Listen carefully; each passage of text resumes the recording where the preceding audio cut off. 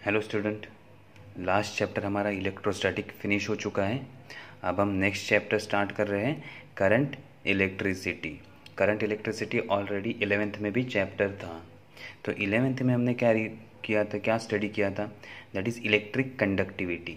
Means what is current, वो हमने study किया था। करंट क्या होता है? So when electric charge is set in a motion through a conductor then it is known as a current. अगर electric charge को हम मोशन में कंडक्टर में रखते हैं तो उसे हम क्या कहते हैं? करंट कहते हैं। ये हमने स्टडी किया था।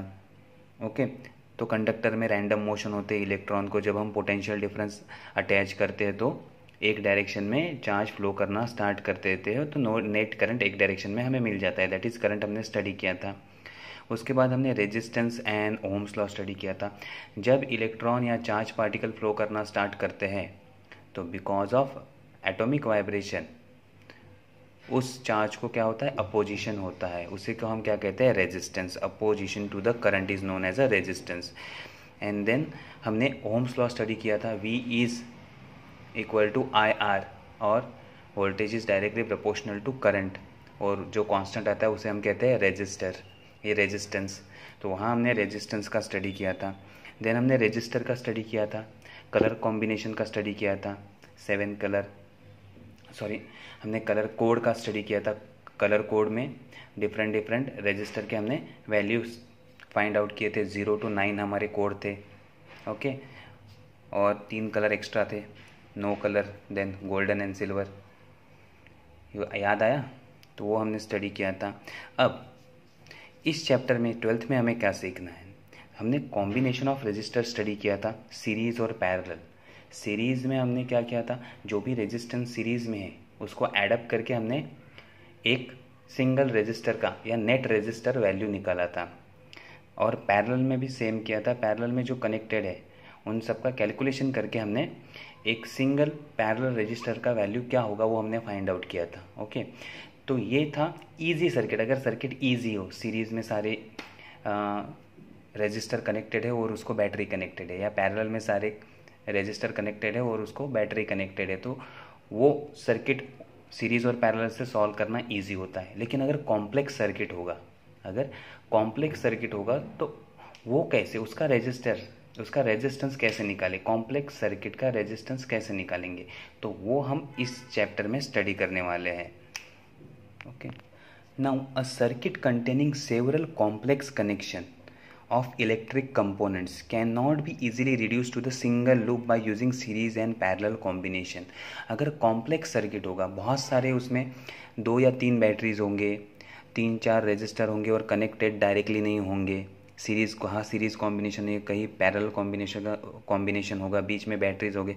ऐसा अगर कॉम्प्लेक्स सर्किट है तो उस केस में हम सीरीज़ और पैरेलल वाले लॉ उसको अटैच या उसको लगा के सॉल्व नहीं कर पाते। ये parallel and series laws, combination law are not applied for this kind of circuit. तो उस केस में हम क्या करेंगे? हम दूसरा लॉ यूज़ करेंगे, that is known as a Kirchhoff law. More complex circuit can be analysed by using Kirchhoff law. तो इस चैप्टर में हम क्या स्टडी करने वाले हैं? Kirchhoff law. Okay, then application of Kirchhoff law और इलेक्ट्रिकल सर्किट। देन कुछ एक्सपेरिमेंट हम स्टडी करने वाले हैं इसमें। उस एक्सपेरिमेंट में हम क्या मेजर करेंगे? Measure resistance and compare the EMF of cell. क्या करेंगे? कुछ एक्सपेरिमेंट है जिसमें हम रेजिस्टेंस मेजर करेंगे और EMF को कंपेयर करेंगे। ओके, अब जब हम सर्किट का स्टडी कर रहे हैं तो उसमें से क्या फ्लो करेगा? Steady current. अब हम इस जो भी इलेक्ट्रिक सर्किट ले रहे हैं उसमें से स्टेडी करंट फ्लो करता है। Means number of charge at a time जो फ्लो करते हैं वो कांस्टेंट रहेंगे विथ रिस्पेक्ट टू टाइम। तो जो भी हम इलेक्ट्रिकल सर्किट लेंगे उसमें से स्टेडी करंट फ्लो करता रहेगा। अब अगर हमें किरचॉफ लॉ स्टडी करना है तो किरचॉफ लॉ स्टडी करने के लिए कुछ बेसिक टर्म आपको पता होने ज़रूरी है। वैसे आपको पता है लेकिन हम रिवाइज करेंगे। कुछ टर्म्स आपको पता है, कुछ नए हैं, तो वो हम अभी स्टडी करेंगे। तो बेसिक टर्म और उसके बाद हम किरचॉफ लॉ स्टडी करेंगे। तो कौन से बेसिक टर्म है वो देख लेते हैं। फर्स्ट, इलेक्ट्रिकल नेटवर्क और इलेक्ट्रिकल सर्किट। इलेक्ट्रिकल नेटवर्क और सर्किट होता क्या है? It is the combination of various electric circuit elements, और उसे हम कहते हैं components, and source of EMF connected in a complicated manner. क्या होता है? It is the combination of various electric circuit element, means resistor हो, कैपेसिटर हो, जो भी हमारे कंपोनेंट है वो कंपोनेंट और उसके साथ ईएमएफ सोर्स या बैटरी, इसका कॉम्प्लिकेटेड मैनर में कनेक्शन करना, that is known as a electrical network. Okay, it is known as a electrical network. It is the combination of various electrical component and source of EMF connected in a complicated manner is known as a electrical network और electrical circuit. ये समझ में आ गया। अब हम junction का study करते हैं। जंक्शन क्या होता है? Any point in the electrical circuit where 2 or more conductor are joint together is a junction.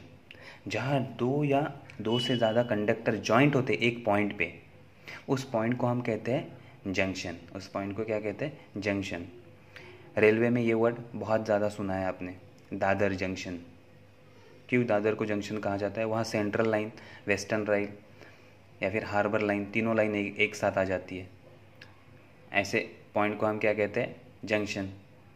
जहाँ तीन रेलवे लाइन एक साथ आ रही है, सपोज सेंट्रल कुर्ला है, वो भी जंक्शन है। वसई जंक्शन है। 2 या 2 से ज़्यादा लाइंस जहाँ एक साथ आती है उसे हम जंक्शन कहते हैं। ये यहाँ पे क्या है इलेक्ट्रिक सर्किट में? जहाँ 2 से ज़्यादा कंडक्टर, 2 या 2 से ज़्यादा कंडक्टर एक साथ आ जाते हैं, उस पॉइंट को हम क्या कहते हैं? जंक्शन कहते हैं। तो इलेक्ट्रिकल नेटवर्क समझ में आ गया, जंक्शन समझ में आ गया। नेक्स्ट हम स्टडी करते हैं नेक्स्ट लूप। क्या होता है loop? Any close conducting path in an electrical network is called a loop. Any close path, कोई भी क्लोज पाथ अगर हम चूज करते हैं सर्किट का, मीन्स पॉजिटिव से स्टार्ट हो गया पूरा नेटवर्क, पूरा नेटवर्क घूम के वापस निगेटिव पे आ गया। पॉजिटिव से स्टार्ट किया, पूरे नेटवर्क में हम घूमेंगे और निगेटिव पे आ जाएंगे।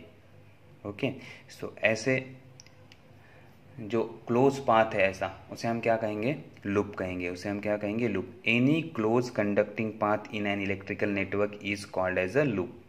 कोई भी क्लोज पाथ, इलेक्ट्रिक सर्किट का कोई भी क्लोज पाथ अगर आप चूज करते हो तो उसे हम क्या कहेंगे?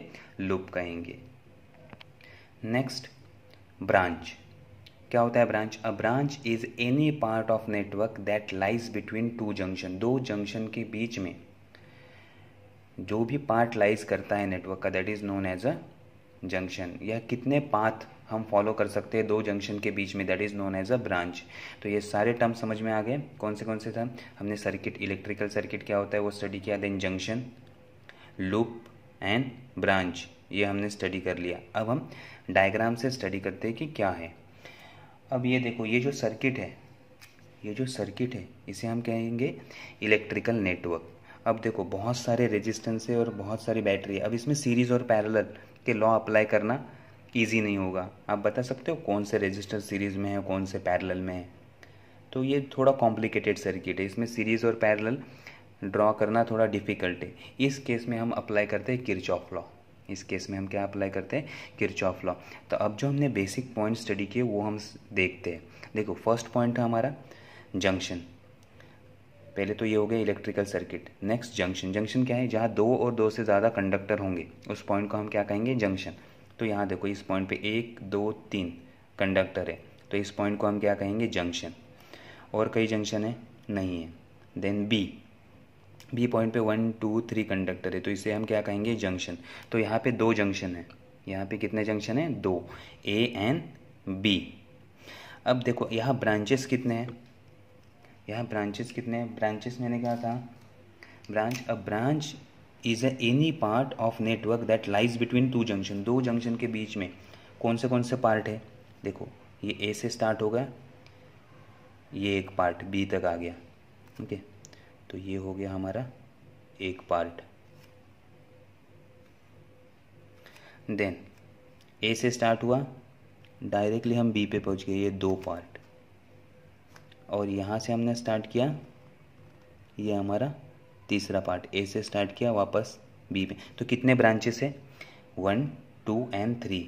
इसे हम क्या कहेंगे? ब्रांच। देयर आर 3 ब्रांचेस और 3 possible path A to B तक जाने के लिए कितने पाथ होंगे? एक पाथ, ये डायरेक्ट दूसरा पाथ और ये तीसरा पाथ। तो ऐसे 3 पाथ हम फॉलो करके A टू B हम ट्रैवल कर सकते हैं, तो उसे हम कहते हैं ब्रांचेस। देन लूप, लूप क्या होता है? Any close network. अब देखो यहाँ ये एक क्लोज पाथ है, यहाँ से अगर हम स्टार्ट करेंगे तो ये यहाँ जाएगा, यहाँ से यहाँ और वापस यहाँ तक आ गया, तो ये हो गया क्लोज पाथ, तो ये हो गया एक लूप। देन एक जंक्शन से स्टार्ट करेंगे, यहाँ से यहाँ वापस रिटर्न आएंगे, तो ये हो गया दूसरा लूप। और अब हम यहाँ से स्टार्ट करेंगे, पूरा सर्किट घूमेंगे और ये हो गया हमारा तीसरा लूप। तो यहाँ लूप कितने? 3 लूप। ये समझ में आ गया? जंक्शन क्या है, ब्रांचेस क्या है या लूप क्या है, ये समझ में आ गया? तो इस सर्किट में A एंड B 2 जंक्शन है, 3 ब्रांचेस है, मीन्स 3 पाथ है A टू B जाने के लिए, 1 2 and 3, and there are 3 loop. ये एक लूप, ये एक लूप और ये बड़ा वाला तीसरा लूप, ऐसे 3 लूप है। तो ये कंसेप्ट क्लियर हो गया, बेसिक कंसेप्ट क्लियर हो गया। तो इसका यूज़ करके हम किरचॉफ लॉ का स्टडी करेंगे नेक्स्ट लेक्चर में। Okay, thank you.